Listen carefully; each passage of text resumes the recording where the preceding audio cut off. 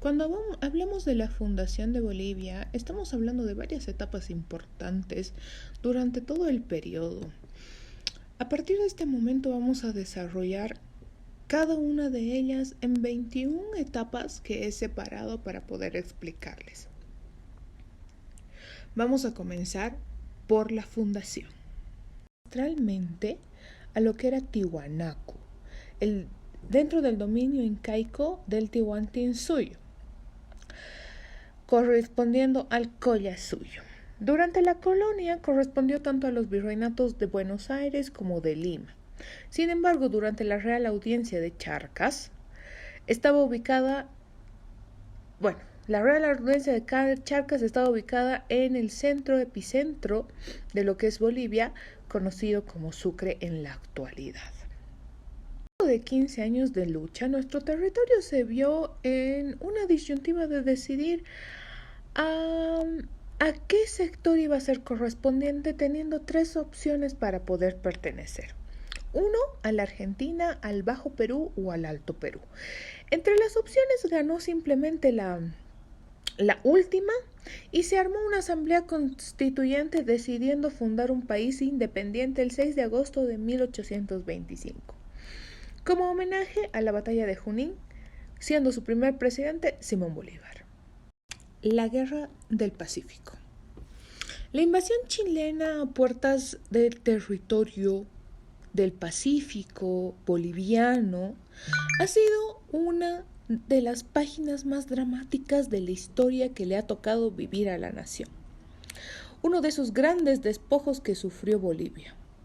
Durante el periodo colonial, la audiencia de Charcas tenía en su dominio la costa oeste, es decir, lo que es ahora el litoral, sobre el Océano Pacífico, desde el río Loa hasta el sur de Iquique. Atacama se convierte en un conflicto evidente por su riqueza tanto en guano y en salitre, ambos usados para fertilizar la tierra y la plata en caracoles,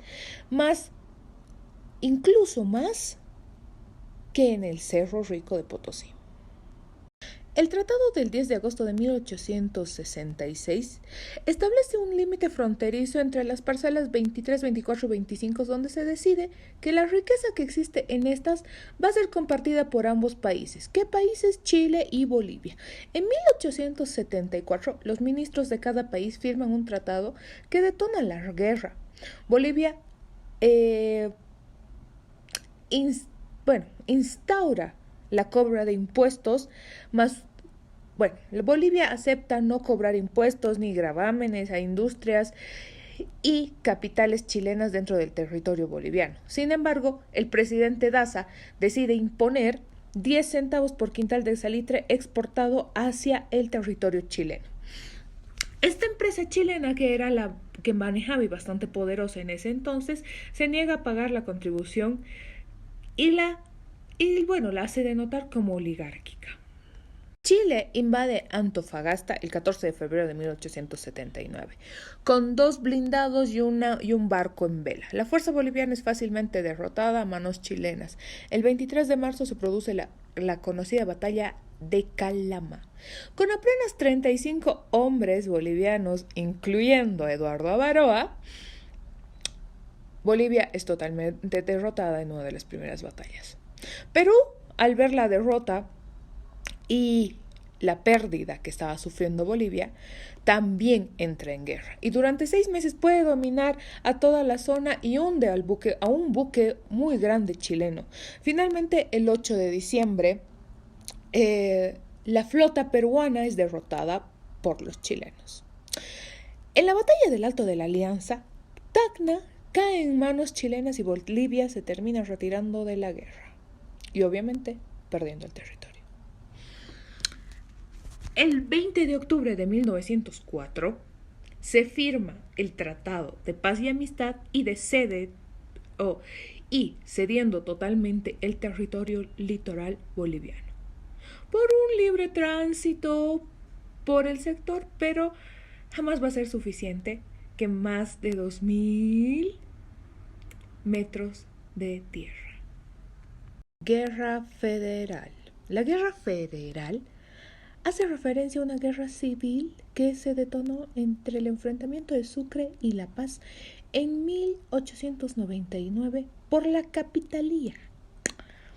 Enfrentamiento entre el grupo conservador, que representaban los intereses mineros de La Plata en el sur, es decir, ubicados en Sucre, y los liberales, que levantaron esa bandera del federalismo, que jamás se concretó, obviamente, del norte de La Paz.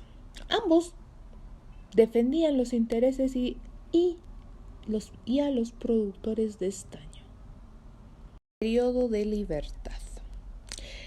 El Estado del Alto Perú se declara en su forma de gobierno representativo republicano, un gobierno concentrado y general para todos sus departamentos. Se va a exigir la existencia de 3 poderes: legislativo, ejecutivo y judiciario, lo que hoy conocemos actualmente como judicial, ¿no? Para poder proteger y respetar los derechos del hombre, su libertad, su seguridad, propiedad, y así también con la entrada de un nuevo texto constitucional. Nacionalismo militar. El presidente Tejada Sorzano se ve forzado a destituirse. O bueno, ha sido destituido. Y se nombra en su reemplazo a David Toro.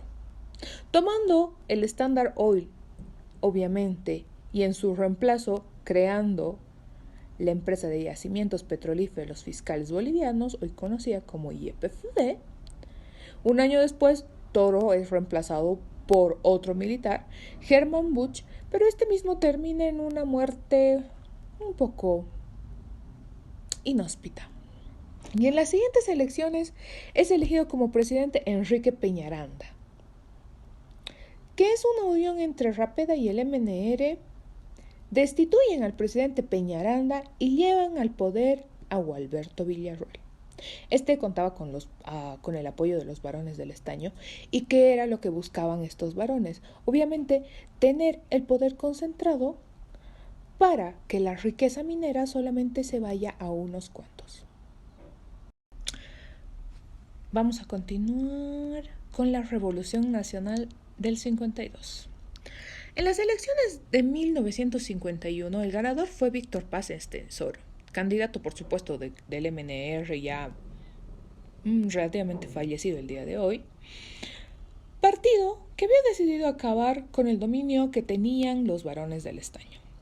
El presidente Urrola Goitia, en ese entonces, se niega a aceptar el resultado y entrega al gobierno al general Hugo Valdivia. Al poco tiempo, en el año 52, de 1952, se produce un alzamiento del pueblo. El gobierno es derrotado por el pueblo armado. Así es la forma en la que Víctor Paz Estenssoro es reconocido como ganador en su gobierno y entra al poder. Durante el gobierno del MNR, empezando por la Revolución del 52, por supuesto, se aprueban ciertos puntos importantes para el desarrollo de Bolivia a partir de ese año. El derecho al voto universal, obviamente, para mujeres y para hombres a partir de los 18 años. Recupera las minas, las nacionaliza y entrega las tierras a los campesinos. Asamblea Popular. La COP, durante el 1 de mayo de 1971, crea e instiga una asamblea popular. Esta está conformada por las bases sindicales que maneja obviamente la COP, sobre todo mineros, con una representación de todas las corrientes que integraban el comando político de la COP, conocido como... Obviamente dentro de esta se encontraban algunos partidos que se reclamaban o se hacían conocer como populares. Incluso por un momento el MNR estaba dentro de esos partidos, pero posteriormente fue expulsado. Durante la asamblea empezaron a sumarse algunas organizaciones campesinas que rompían con el viejo militarismo campesino, establecido por el presidente establecido por el presidente y también dictador René Barrientos. La idea de esta asamblea popular simplemente ha quedado en la memoria histórica como un referente y como una tendencia de las masas a una autoorganización. Y es por ello que no es casual que se comienza a resurgir un levantamiento del mismo año en junio. Ok, continuando con el desarrollo, necesitamos comenzar a hablar de los gobiernos militares nacionalistas. Para comenzar a hablar de esto, necesitamos establecer una línea de tiempo entre 1952 y 1974. Vamos a hablar y recordar, obviamente, los gobiernos del MNR. Durante el 52 y la revolución del 52, obviamente Víctor Paz llega al poder y realiza las medidas de las que ya habíamos mencionado, sin olvidarnos de la reforma agraria y también educativa.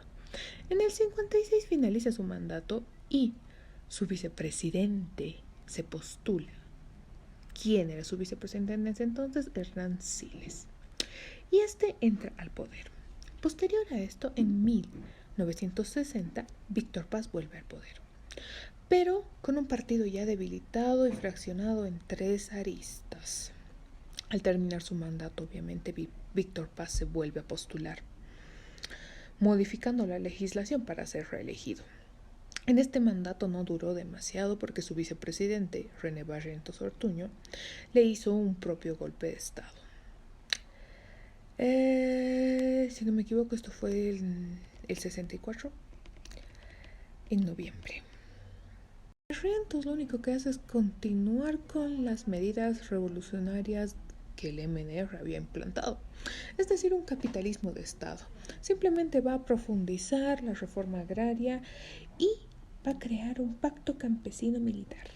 Barrientos, un nacionalista empedernido, durante su gobierno, un hecho a resaltar es la masacre de San Juan, donde los mineros intentaron apoyar la ideología del Che Guevara.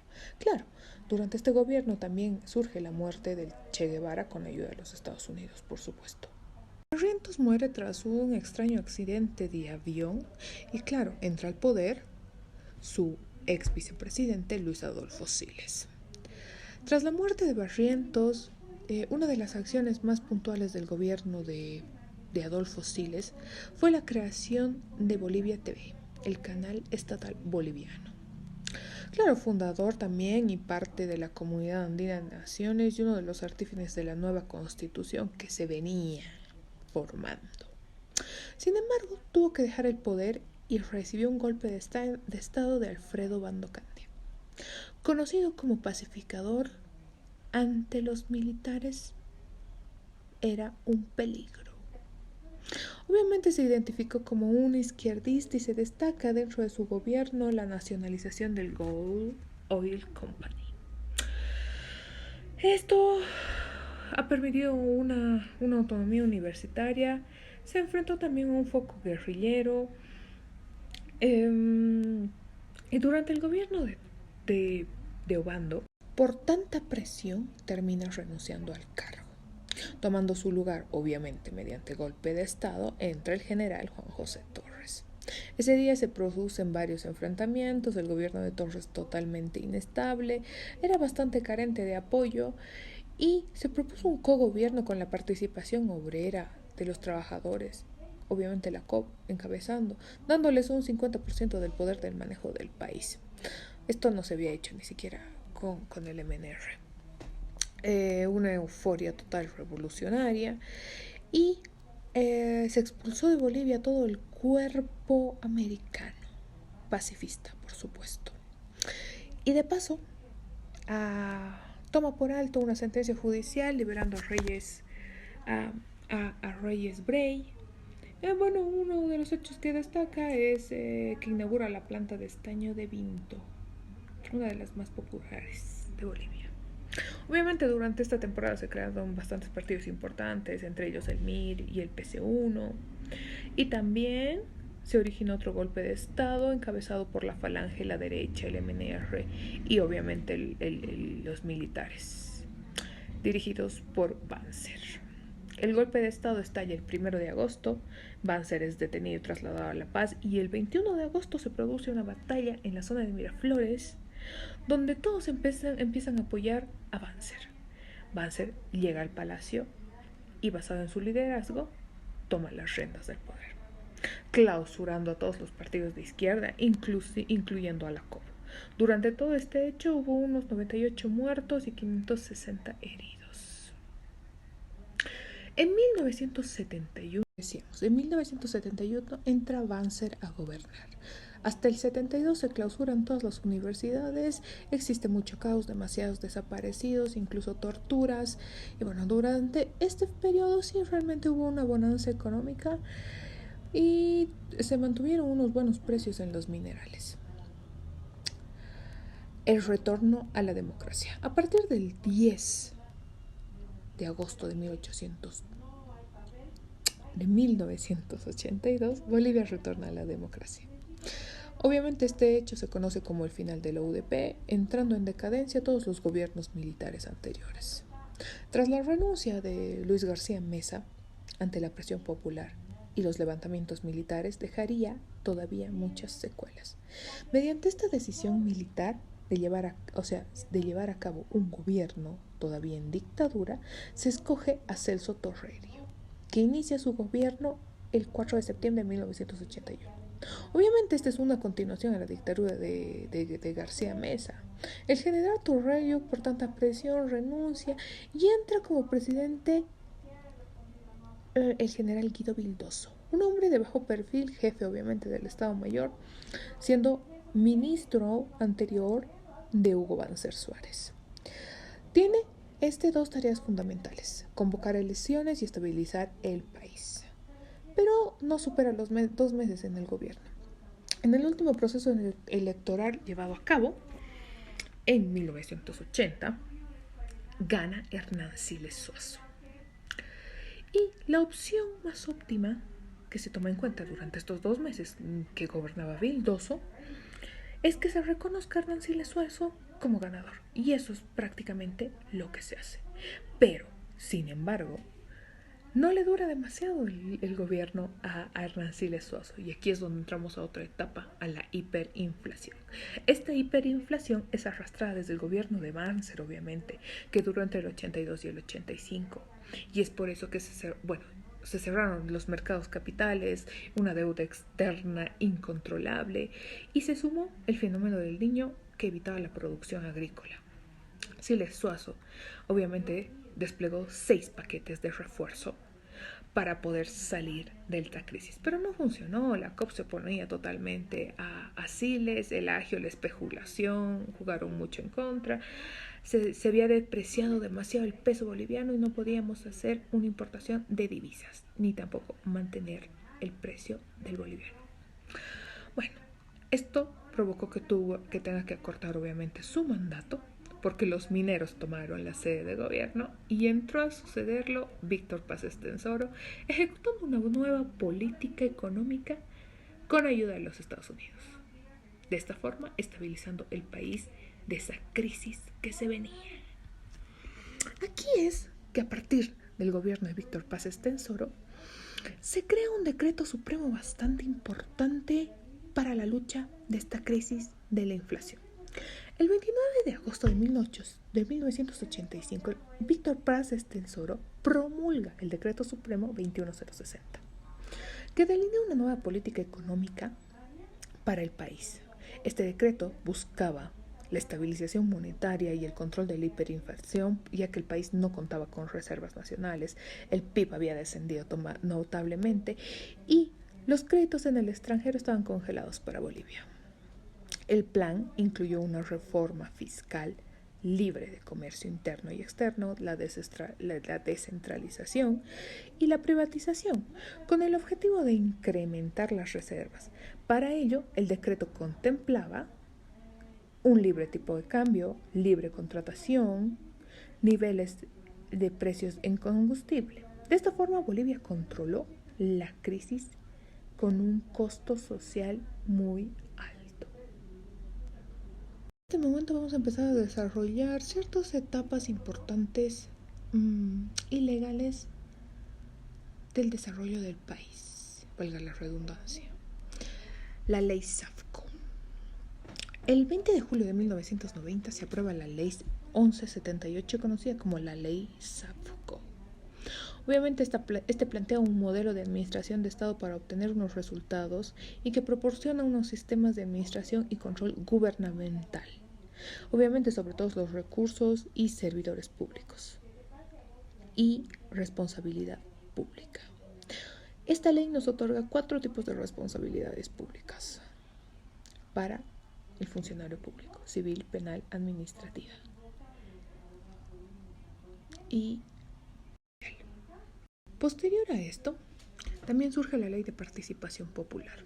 La Ley de Participación Popular es promulgada en el gobierno de Gonzalo Sánchez de Lozada y permitió a los municipios recibir recursos económicos en base a una planificación terrible. Esta ley permitió fortalecer económicamente a los gobiernos municipales, pero actualmente ha sido derogada, pero no se han anulado esa separación y distribución que han ganado en su momento los municipios.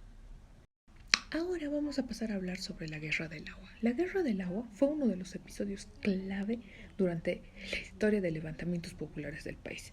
No fue un hecho aislado, por supuesto. Fue el resultado de una serie de privatizaciones por parte del gobierno que habían generado un fuerte malestar en la población. La Guerra del Agua se convirtió en una hazaña popular que sembró el cambio para la lucha de los derechos civiles.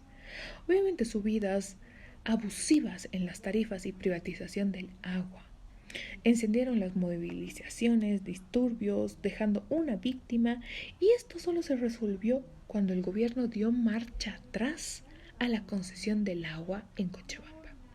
Obviamente dejaba en evidencia la ineficacia del gobierno de Banzer Suárez y declarando en estado de sitio, pero la policía obviamente no se negó a reprimir a sus propias familias. También tenemos como hecho importante la Guerra del Gas. El año 2003, la llamada Guerra del Gas involucró clases nacionales fundamentales de la nación boliviana.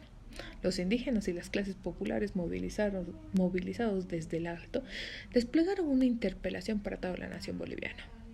La Guerra del Gas, en su despliegue, convirtió en 1000 pedazos al Estado, y las mediaciones partidarias y liberales constituyeron un nuevo proyecto nacional y popular. En octubre se presentó un proyecto para nacionalizar el gas y los recursos naturales. Por eso, a partir de la renuncia de Gonzalo Sánchez de Lozada, nació un nuevo Estado. Obviamente, una renuncia con bastantes heridos y lo que hoy también conocemos como Octubre Negro. Y con la huida de Gonzalo Sánchez de Lozada, por supuesto. Tras la renuncia de Gonzalo Sánchez de Lozada, Carlos de Mesa, su vicepresidente, tuvo que asumir el gobierno. La decisión, casi 20 meses después, Carlos de Mesa, tras no contener todavía la inestabilidad que aún tenía el país, presenta su renuncia y pone a prueba todas las instituciones del país que se han caracterizado por la inestabilidad y los golpes de Estado. Bueno, eso es lo que dice. Durante los últimos meses de su gobierno, había recibido demasiada presión constante de movimientos sociales.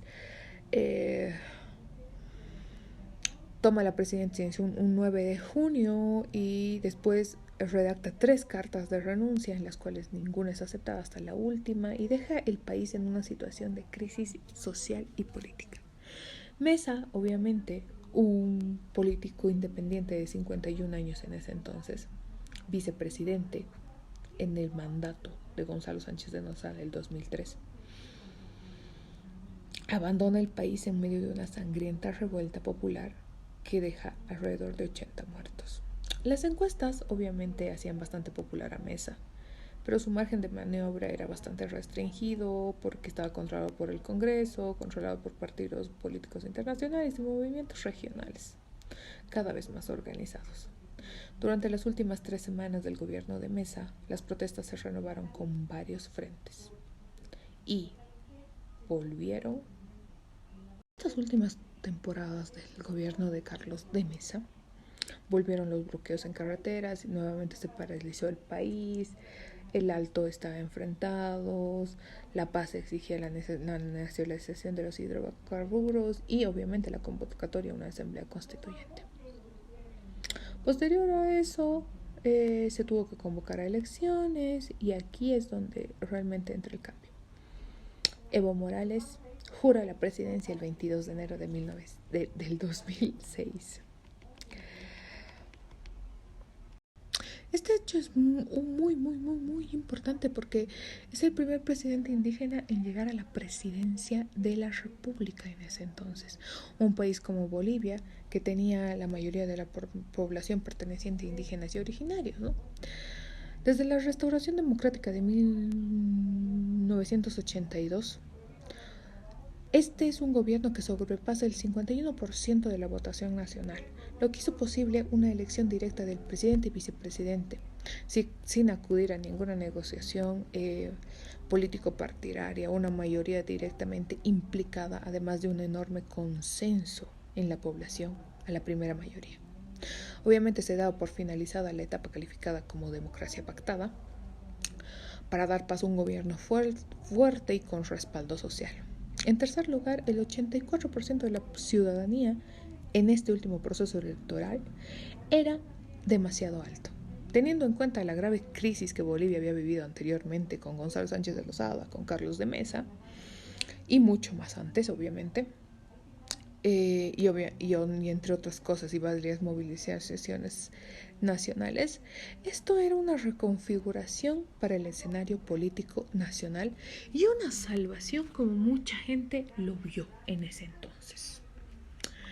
Durante el segundo mandato de Evo Morales, se aprueba una convocatoria para la elección a una asamblea constituyente y en 2009 se aprueba una constitución mediante la cual se crea el Estado Plurinacional de Bolivia, cambiándolo con este nombre y dejando atrás a lo que Bolivia se conocía como república.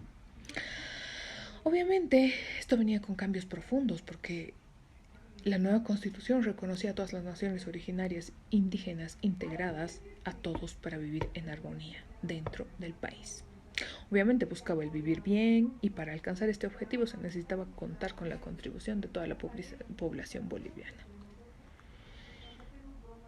Entrando a uno de los hechos también bastante importantes, el 21F del 2016, donde Bolivia dijo no en el referéndum que obviamente Evo Morales organizó. Bolivia dice no a la reelección de Evo Morales. Este perdió las elecciones del referéndum cuando se nos hizo la siguiente pregunta. ¿Usted está de acuerdo con la reforma del artículo 168 de la Constitución Política del Estado para que el presidente o presidenta o vicepresidente y vicepresidente de Bolivia puedan ser reelectos y reelectas por 2 veces consecutivas? El no gana con un 51% rotundo de los votos y no quiere que se quede Evo Morales en el poder. Evo insiste en quedarse en el poder. Se registraron 2 paros cívicos, uno en Santa Cruz y otro a nivel nacional, pero nadie le hizo caso a los resultados, ni siquiera el mismo Evo Morales. Hasta la noche del 20 de octubre, que vendría a ser una reelección ilegal para Evo Morales, donde el recuento de los votos separa y cambian totalmente los resultados. Obviamente, nosotros, ya bastante conscientes y grandes, sabemos la historia. A partir de este hecho, se encontraron urnas con papeletas falsas, se produjo un paro civil de 21 días en octubre del 2019 que provocó la salida y la renuncia de Evo Morales. Claro, estábamos todos en paro en las calles, La Paz estaba cercada, casi toda Bolivia estaba cercada, y era una lucha entre el oficialismo y la derecha. Obviamente Carlos Mesa reclamando su supuesto triunfo en las elecciones y obviamente Evo reclamando lo mismo. Y aquí surge un debate si realmente fue fraude o fue golpe. Entrando a la última parte, Tras la renuncia de Evo Morales y su ida obviamente a México junto con su vicepresidente, Álvaro García Linera, se convoca a una reunión en la Universidad Católica donde se decide la mejor opción para poner un gobernador en el Palacio de Gobierno, ¿no? Bolivia seguía sin un dirigente. Y bueno, se escoge mediante parlamento a Janine Áñez como presidenta interina del Estado Plurinacional de Bolivia. Sin embargo, Janine Áñez tenía la única tarea de llamar a elecciones lo más pronto posible. Un tropiezo muy grande durante su corto periodo, así fue ella postularse para las elecciones que iba a lanzar y el retraso que tuvo también para poder lanzar dichas elecciones. Y bueno, en las próximas elecciones realizadas no se postuló obviamente Evo Morales, se postuló Luis Arce como primera figura del movimiento al socialismo, del oficialismo. Y bueno, los resultados actuales ya lo sabemos. Luchito Arce, presidente, viene ganando las elecciones, derroca totalmente a Janine Áñez, no hay un buen opositor, Carlos Mesa no resalta ya en nada y bueno, hasta el día de hoy que se han cumplido 2 años del mandato de Luis Arce, con un golpe bastante fuerte para Bolivia después de la salida de Evo Morales, después de la restitución económica del COVID y una movida bastante fuerte en todas las instituciones públicas. Fulminación, mucha escasez de trabajo, una economía bastante deshecha, pero todavía Bolivia sigue viva.